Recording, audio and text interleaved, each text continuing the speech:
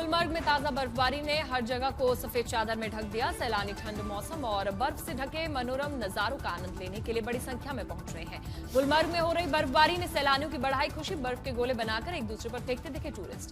सैलानियों के लिए गुलमर्ग की गंडोला केबल कार बनी आकर्षण का केंद्र। स्नोफॉल के बीच केबल कार की सवारी को लेकर उमड़ रहे सैलानी। एशिया की सबसे ऊंची और दुनिया की दूसरी सबसे ऊंची गंडोला केबल कार की गिनती। बर्फ से ढकी वादियों का दिलकश नजारा इससे दिखता है। जम्मू कश्मीर के पर्यटन स्थलों पर हो रही बर्फबारी से पर्यटन कारोबार को मिली रफ्तार। अच्छे मुनाफे से होटल कारोबारियों के खिले चेहरे।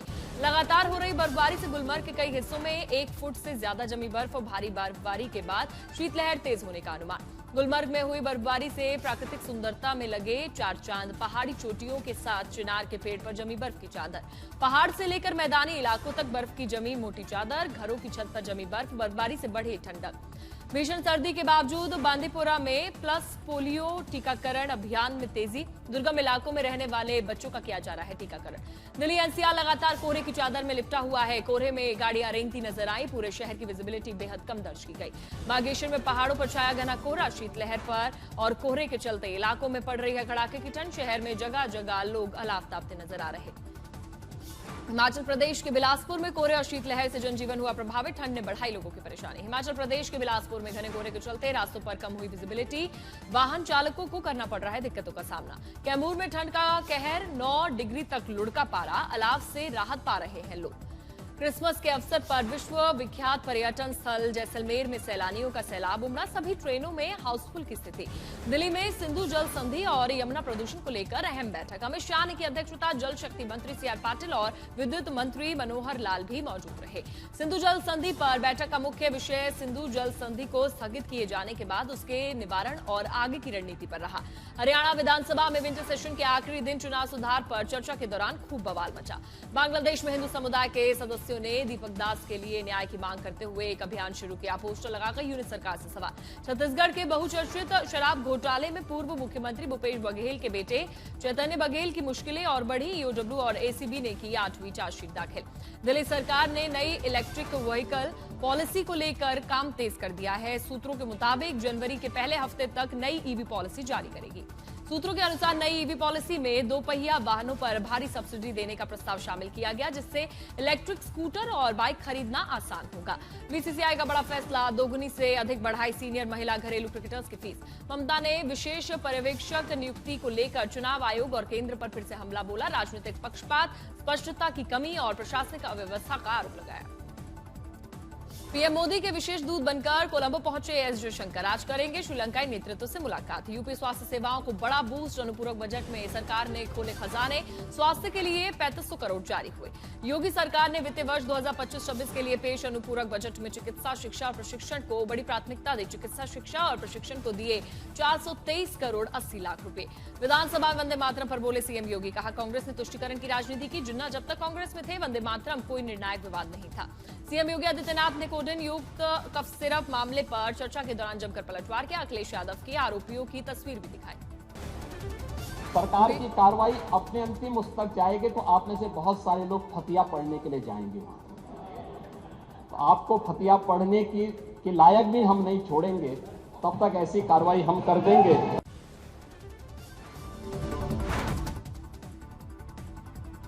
बीजेपी के कार्यकारी अध्यक्ष नितिन नबीन आज से 2 दिवसीय पटना दौरे पर। स्वागत की तैयारियां तेज।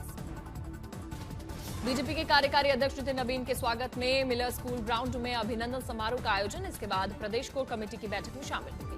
दिल्ली सरकार की पीयूसी प्रमाण पत्रों पर सख्ती। अब कोई नरमी नहीं। उल्लंघन करने पर पूरे 10,000 रुपए का जुर्माना। प्रदूषण मुद्दे पर दिल्ली सीएम रेखा गुप्ता की अहम बैठक। ट्रैफिक कंजक्शन को लेकर बैठक में हुई चर्चा। अलग अलग विभागों के साथ मीटिंग।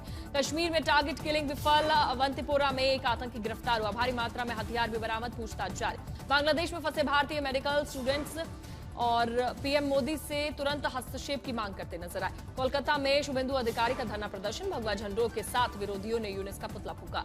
बांग्लादेश हिंसा के विरोध में शाहजहांपुर में हिंदू संगठनों ने जमकर धरना दिया। जमकर नारेबाजी कर यूनिस सरकार का पुतला फूंका। बांग्लादेश में हिंदुओं पर अत्याचार के विरोध में अंबाला में विप का प्रदर्शन। पुतला दहन पर सरकार को चेतावनी। फर्रुखाबाद में बांग्लादेश हिंसा के विरोध में हिंदू महासभा का विरोध प्रदर्शन। बांग्लादेश सरकार का फूंका पुतला। बांग्लादेश में हिंदुओं पर अत्याचार के विरोध में विहिप बजरंग दल का प्रदर्शन। पीएम मोहम्मद यूनिस का पुतला दहन। काठमांडू में बांग्लादेशी हिंदुओं पर अत्याचार के खिलाफ राष्ट्रीय एकता अभियान दूतावास के सामने प्रदर्शन।